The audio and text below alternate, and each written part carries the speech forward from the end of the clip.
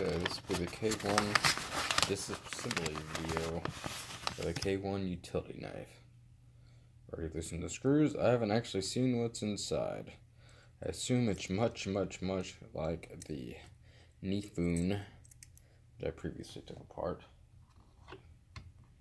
These are T6 screws that I didn't quite get out all the way.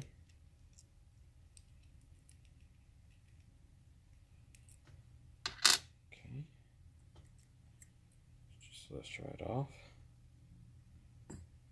And there's the internals. Okay, it is actually a lot different. Huh. Okay, this is much different, actually.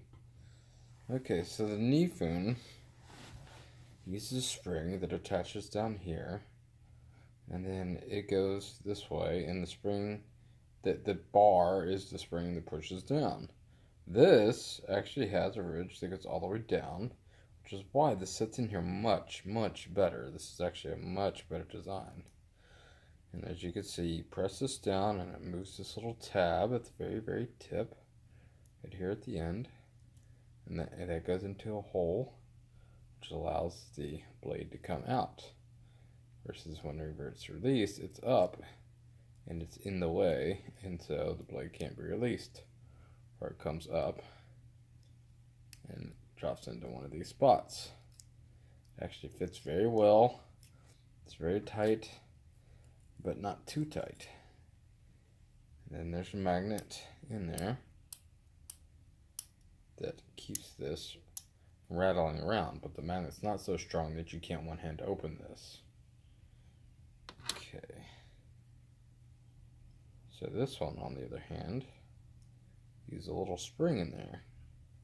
It's a standard spring that you could push down. I don't know if you can see that or not. There you go. So there's the magic. This is the magic piece that does all the work. It's got a little spot right there, a little nub for the spring to rest on. I'm gonna have to probably pick it up to get it back on there. Okay, and that's it. Otherwise, it's solid single piece construction. Just a little bit of milling. I believe it's a little bit heavier than the Nifun. The Nifun has a little bit more milling out. This side has 0 milling. It's just one solid piece.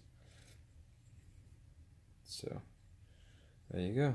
That's the entire disassembly of the actual K1 utility knife.